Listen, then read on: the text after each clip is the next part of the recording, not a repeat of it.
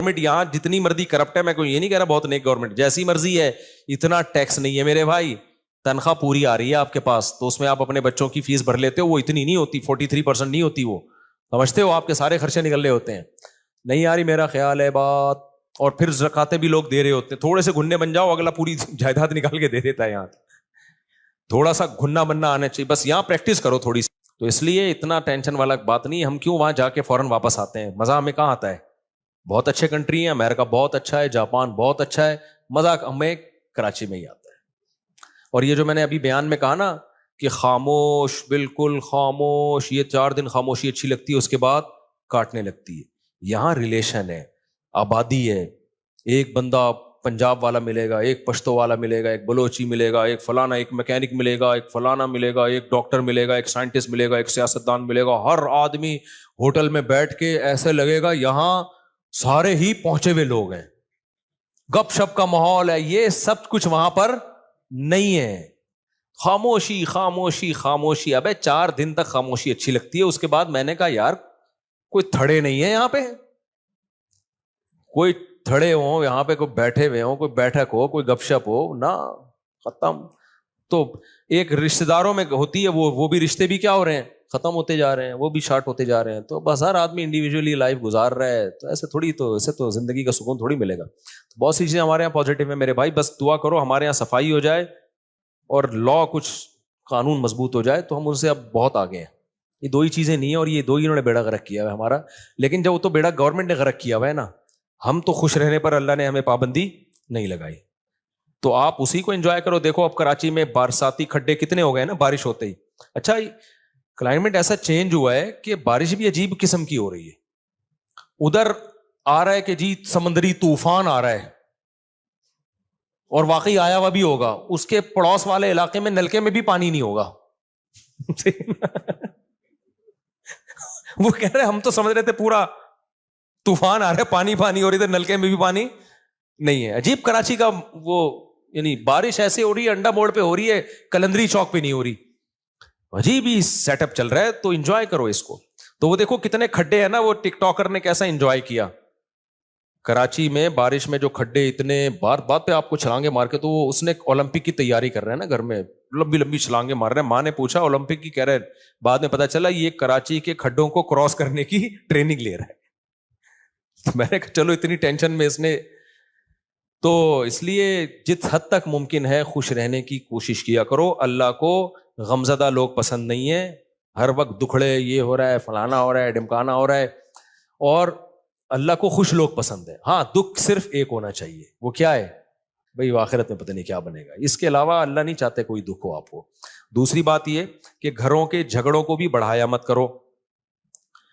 گھروں کے جھگڑوں کو, ہمارے ایک دوست تھے سفر میں, ان کا اپنی بیوی سے پھڈا ہو گیا فون پہ, طبیعت سے چل رہی ہے نا, تیری ایسی کی تیسی. وہ ادھر سے اس کو جواب آ رہا ہے, طبیعت سے پھڈا ہوا ان کا.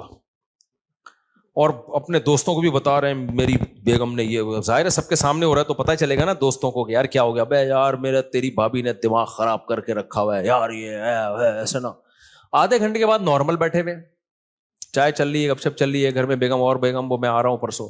وہ دوست نے پوچھا ابے آدھے گھنٹے پہلے تو ایسا لگ رہا تھا کہ طلاق ہو جائے گی تم دونوں میں, ابھی تھوڑی دیر میں ایسا لگ رہا ہے کہ کوئی مسئلہ ہی نہیں ہے. تو اس نے کہا یار میری عادت ہے 15-20 منٹ کے بعد پھڈے کو میں بھول جاتا ہوں. فنش. واقعی یہ جن لوگوں کی عادت ہو نا وہی خوش رہ سکتے ہیں اس زمانے میں. اور جو ناک پہ مکھی بٹھا کے رکھتے ہیں نا اور دل میں لے کے بیٹھ گئے اس نے یہ کیوں بولا تھا, ابے بھائی جو بولا تھا بول دیا, ختم کر. جب سنا دیا اس نے بھی سنا دی, اس نے بھی سنا دی, ختم, قصہ ختم. چلو بھائی دوبارہ سے جیسے انجوائے کرو لائف. اور لوگ کہتے ہیں بھی تنبیہ تو ہوئی نہیں, نہ جب یہ پھڈا ہوتا ہے نا اگلے کو خود تھوڑی سی تنبیہ ہو جاتی ہے. آئندہ وہ بولنے سے پہلے اس کو بھی پتا ہے, آپ کو بھی پتا ہے کہ میں یہ بولوں گا اس کی دکھتی رکھ پہ پاؤں رکھ دوں گا میں, وہ یہ بولے گی تو میرے کھوپڑی گھومے گی. تو دونوں تھوڑا تھوڑا ایک دوسرے کی کھوپڑی کا احترام آہستہ آہستہ شروع کر دیتے ہیں. خود ہی شادی شدہ آدمی کی زندگی ایک مینجمنٹ خود بخود آ جاتی ہے. تو اگر آپ جو دل میں لے کے بیٹھ گئے, اس نے میرے کو یہ بولا تھا, اس نے یوں کر دیا تھا, اس نے, یار تمہیں ایک واقعہ سناتا ہوں اس سے بس, پھر میں بس آپ لوگ سے 2-4 سوال لے کے بیان ختم کرتا ہوں. اس سے بڑا کیا یعنی ایک طرح سے ظلم ہوگا کہ سیدہ عائشہ رضی اللہ تعالی عنہا پر جب تہمت لگی ہے نا، منافقین نے جھوٹی تہمت لگائی، اس میں حضرت مصطح رضی اللہ تعالیٰ عنہ جو صحابی رسول ہیں وہ بھی اس پروپیگنڈے کا شکار ہو گئے تھے، وہ بھی منافقین کی باتوں میں آ گئے اور انہوں نے بھی حضرت عائشہ کے بارے میں یہ منافقین سے سن کے الفاظ کہے. حضرت عائشہ بیٹی کس کی ہیں؟ ابو بکر کی. آپ بتاؤ غیرت مند آدمی کو کتنا غصہ آئے گا نا. حضرت ابو بکر حضرت مصطح کے ساتھ مالی تعاون بہت زیادہ کیا کرتے تھے کیونکہ رشتہ دار بھی تھے اور غریب بھی تھے. جب حضرت ابو بکر کو پتا چلا نا میری بیٹی کے بارے میں انہوں نے یہ الفاظ کہے ہیں، تو حضرت ابو بکر نے قسم اٹھائی کہ آج کے بعد 1 روپیہ نہیں دوں گا، یعنی میں خرچ کر رہا ہوں ان پہ اور میری بیٹی پہ یہ بھی تہمت میں شریک ہو گئے. بعد میں جب قرآن کی آیتیں نازل ہوئیں، حضرت مصطح نے توبہ کی اور بہت گڑ گڑائے اللہ کے سامنے، توبہ کی، لیکن ابو بکر رضی اللہ تعالیٰ عنہ قسم اٹھا چکے تھے ان پہ میں خرچ نہیں کروں گا، میں نہیں خرچ کروں گا ان کے اوپر. لہذا انہوں نے کہ بھائی ٹھیک ہے آپ نے توبہ کر لی لیکن یہ ہلکا جرم تو نہیں ہے نا. کتنی بڑی شخصیت بھائی، سیدہ عائشہ نبی کی زوجہ بھی ہیں اور ابو بکر کی بیٹی بھی ہیں. تو نبی نے بھی معاف کر دیا ان کو. کتنا بڑا ظرف یار بھائی، جب گڑ گڑا لیے توبہ کر لی ہے تو معاف کر دیا، کیونکہ نبی کے سامنے بڑا ویژن ہے نا.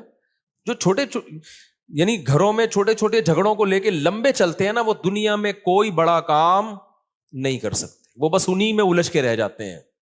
تو نبی صلی اللہ علیہ وسلم نے تو معاف کیا ہی، ابو بکر نے معاف نہیں کیا. انہوں نے کہا ٹھیک ہے میں کوئی انتقام نہیں لے رہا، لیکن جیسے میں پہلے خرچ کرتا تھا نہیں کروں گا خرچ. سورہ نور کی آیتیں نازل ہوئیں، وَلَا يَأْتَلِ أُولُو الْفَضْلِ مِنْكُمْ وَالسَّعَةِ أَنْ يُؤْتُوا أُولِي الْقُرْبَى وَالْيَتَامَى وَالْمَسَاكِينَ. فرمایا اللہ تعالیٰ نے کہ تم میں جو قرابت دار ہیں تو جن لوگوں نے ان پہ خرچ نہ کرنے کی قسم اٹھائی ہوئی ہے وہ اپنی قسموں کو توڑ دیں. الا تحبون ان یغفر اللہ لکم، کیا تم چاہتے نہیں ہو کہ اللہ تمہاری غلطیوں کو بھی معاف کرے؟ یعنی تم یہ چاہتے ہو نا کہ اللہ تمہاری غلطیوں کو بھی معاف کرے. یہ کس کو تنبیہ ہو رہی تھی؟ ابو بکر کو. اللہ نے نام نہیں لیا. اللہ میاں بھی کیسی دیکھو نصیحتیں کرتے ہیں نا، عزت کا خیال کر کے جنرلی بتا رہے ہوتے ہیں کہ کوئی کسی رشتہ دار پہ خرچ کرتا تھا اور قسم اٹھا لی ہے کہ نہیں کروں گا، تو وہ قسم توڑ دے اور خرچ کرنا شروع کر دے، معاف کر دے. وَلْيَعْفُوا وَلْيَصْفَحُوا، چشم پوشی سے کام لیں، درگزر کرے. الا تحبون ان یغفر اللہ لکم، کیا تم نہیں چاہتے کہ اللہ بھی تمہاری غلطیوں کو معاف کرے؟ جب یہ آیت نازل ہوئی ہے ابو بکر نے کہا کیوں نہیں ہے اللہ، میں چاہتا ہوں تو میری غلطیاں معاف کر. یعنی اگر میں ان کو معاف کروں گا تو کل تو قیامت میں میری غلطیاں بھی معاف کرے گا، تو کیوں نہیں معاف کروں گا میں؟ کتنی بڑی غلطی کو معاف بھی کیا اور دوبارہ حضرت مصطح کو پر صدقہ کرنا شروع کر دی. تو جو آدمی معاف نہیں کرتا نا، بغض رکھتا ہے، وہ ڈپریشن اور ٹینشن میں رہتا ہے. اور جو دماغ کو صاف اور پاک کر کے سوتا ہے کہ یار جو تھا قصہ ختم، تو وہ ڈپریشن سے آزاد ہوتا ہے. تو ہم لوگ جھگڑوں کو لے کے بیٹھے رہتے ہیں اتنے لمبے لمبے، کس نے میرے کو یہ بولا تھا، اس نے میرے کو یہ بولا تھا، اس نے مجھے یوں کیا تھا. ابے چھوڑ دے یار، ٹھیک ہے اپنے آپ کو بھی ریلیکس کر، دوسرے کو بھی ٹینشن سے باہر نکال. تو اس لیے میرے بھائی خوش رہنا سیکھو، اور جس آدمی کے دل میں کینہ ہو، بغض ہو، چیزوں کو لے کے بیٹھتا ہو، وہ کبھی بھی خوش نہیں رہ سکتا، جلتا کڑتا ہی رہتا ہے، منفی باتیں ہی کرتا رہتا ہے. تو دل کو صاف رکھنا چاہیے انسان کو تاکہ آگے چلے، پھر وہ آگے کے کام کر سکے. انہی میں الجھ کے رہ جائے گا نا. ایک کسٹمر نے یوں کر دیا تھا تو اس کو سنا دی، وہ کسٹمر ہی مارکیٹ سے شارٹ ہو گیا، کاروبار اپنا ٹھپ ہو گیا. تو کوئی سوال کسی نے پوچھنا ہے تو بھائی پوچھ لے، پھر ختم کرتے ہیں. اللہ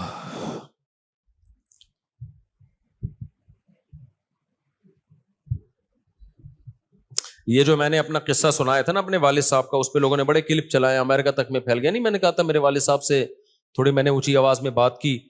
آج کے بیان سے متعلق ہے یہ. میں نے بتایا تھا نا میری ایک دفعہ والد صاحب سے اونچی آواز میں بات ہوئی تو میں نے سوتے ہوئے والد صاحب کو اٹھا کے معافی مانگی. یہ کلپ بڑا وائرل ہوا، اچھا ہے. اس میں ایک بات میں بتانا بھول گیا تھا، جب کلپ وائرل ہو ہی گیا، 1 منٹ بیٹا، یہ عمل میں نے اپنے بڑے بھائی کو دیکھا تھا یہ کرتے ہوئے. میرے بڑے بھائی کے ساتھ اس طرح والد صاحب نے ایک دفعہ ہاتھ اٹھایا تھا ان کے اوپر، تو شاید ان کی زبان اڑ گئی تھی. تو میں نے اپنے بڑے بھائی کو دیکھا کہ انہوں نے جا کے والد صاحب سے معافی مانگی. تو یہ میں بتا رہا تھا نا کہ جو چیز دیکھتا ہے انسان وہ سیکھتا ہے. تو مجھے اپنے بڑے بھائی کا یہ عمل میرے دماغ میں انسٹال ہو گیا تھا کہ یار اگر بڑوں سے کبھی ایسا ہو بھی جائے تو معافی مانگی جاتی ہے.